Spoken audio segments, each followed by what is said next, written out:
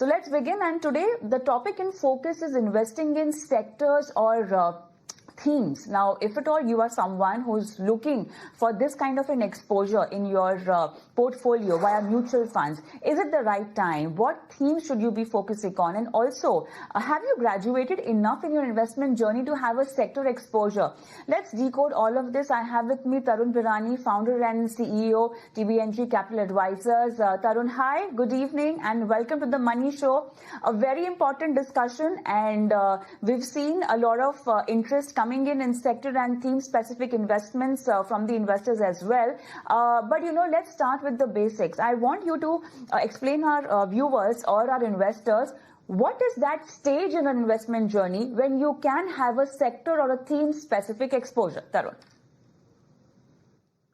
Good evening, Kavitha, and thank you for having me here. And I think it's a very important topic which you brought in, that when can you start looking at tactically things, right? I think what you are trying to mention is the themes, trying to get outsized return, and all those kind of theories should work at a very different phase. So let me give my perspective. So I strongly believe there is a pyramid.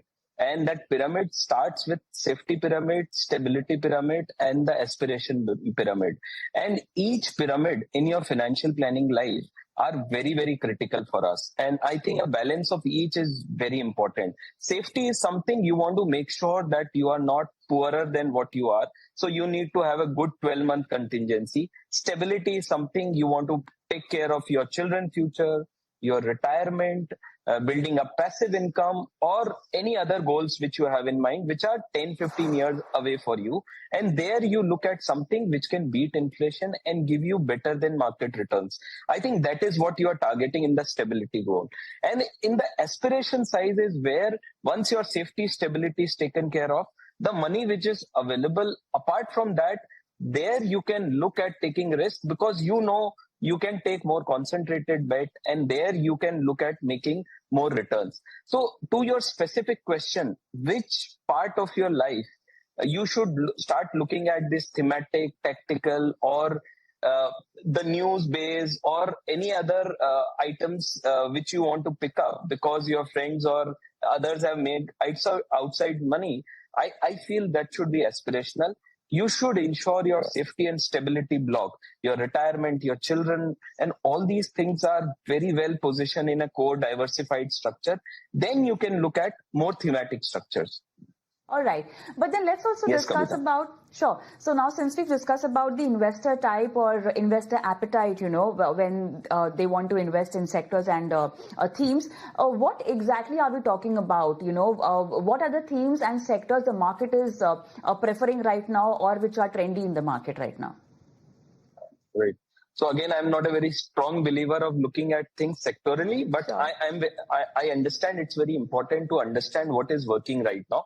So just to give you a breakup, last 1 year has been a flat year for the markets, talking about stock markets. So Nifty and Sensex both were flat, and I think rightly so, because the valuations were high. There were a lot of geopolitical issues happening. There were a lot of developments happening. So we have seen market has been more or less flat. On this backdrop, if I look at last 1 year, the sectors which have not done well, energy sector is down almost 18-20% on an index level. FMCG is down almost 16% on an index level, FMCG index.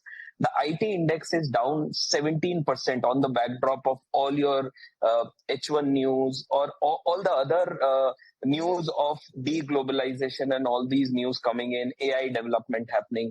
Reality sector is going through minus 20% in last 1 year. So there has been, these big sectors have taken big beating in last 1 year. If I look at banking and PSU, these were two sectors which have done well in last 1 year. So largely, if I look at sectorally, there is a lot of contra play. If anybody wants to look at energy, IT, FMCG looks good to me, because which has not done last 1 year well, I think there is a very good chance. And looking at Indian structural story. Now, let's come back to Indian story.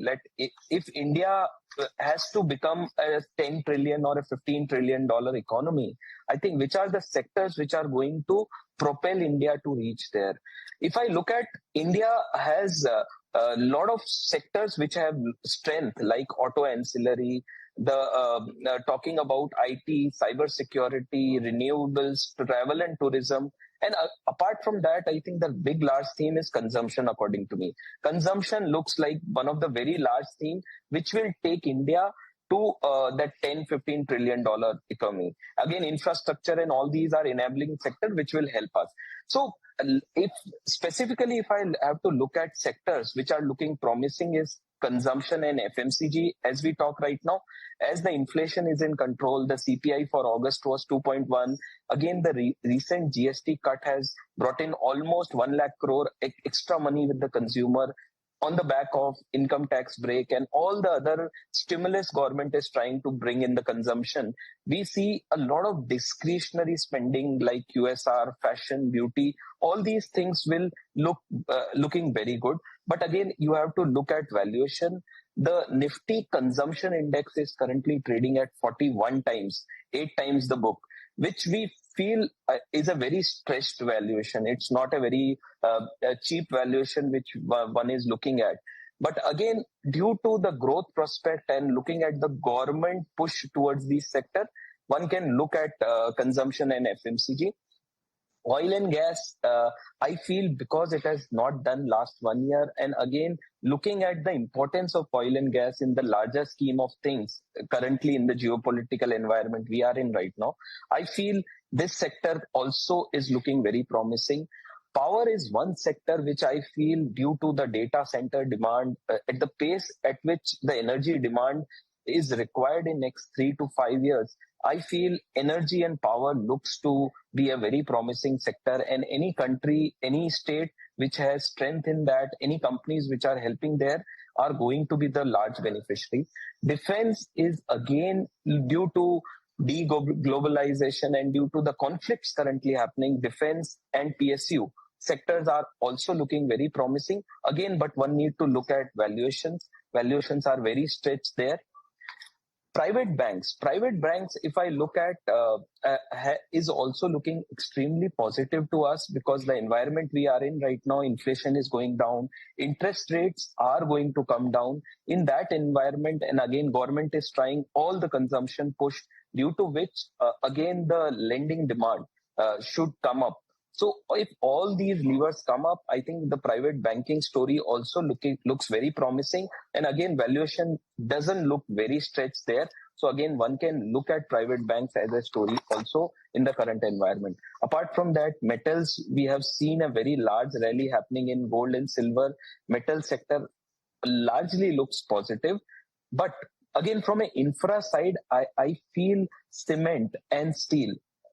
Largely cement is looking extremely attractive to me right now as we talk, because there is a lot of consolidation in the companies happening in this sector right now. So that sector can also do well. So from a sector perspective, there are quite a lot themes where one can look at. Yeah. All right. So a lot of options for investors to consider.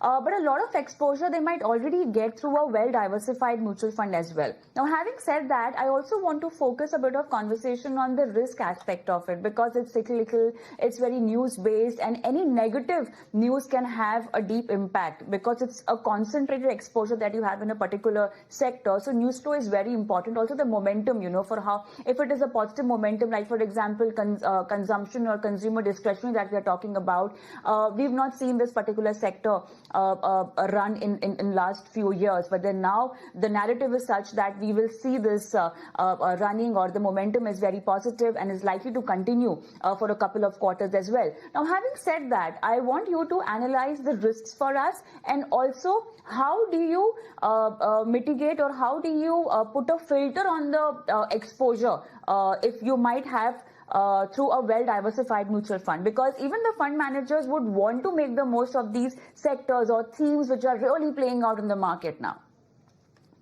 Right. So talking about the risk, and I feel it's a very important conversation, that risk is very important, and one need to be aware of 5-6 risk you build up when you take thematic or sectoral play. into any specific sector. Okay. So first and foremost risk is the concentration risk. Concentration, and just to give you some example, so like in the Nifty PSU bank index, almost 32%, 34% of the weightage is in a single stock called SBI. Okay. In the reality index, top five names make up almost 80% of the composition. So one stock or a management event can swing the entire fund. Again, largely if you look at this consumption and sector, these are largely very concentrated play. So I think one need to have a very high risk appetite. Which part of life you are in, what stage of money management you are in right now, all those things matter a lot, what kind of risk profile you have. So decide based on that, on the concentration. Another very large risk which these thematic and sector fund run is policy risk. We have all seen, right, suddenly with the GST cut as well as the income tax break and the government stimulus, the consumption sector is looking extremely positive right now. This is largely a policy action which government has taken, which has enabled this sector is looking very attractive. At the same time, if I just look at a last 1 month news flow where government has put a ban on online gaming industry.